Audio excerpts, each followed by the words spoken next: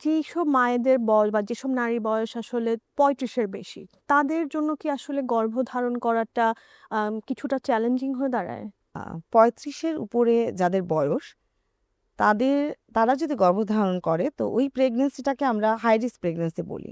তো নরমাল প্রেগন্যান্সির চেয়ে high risk pregnancy difference হচ্ছে হাই রিস্ক প্রেগন্যান্সিতে গর্ভকালীন সময়ে মার এবং গর্ভস্থ যে ভ্রূণ তাদের ক্ষেত্রে বিভিন্ন জটিলতা হওয়ার সম্ভাবনা নরমাল প্রেগন্যান্সির চেয়ে একটু বেশি থাকে।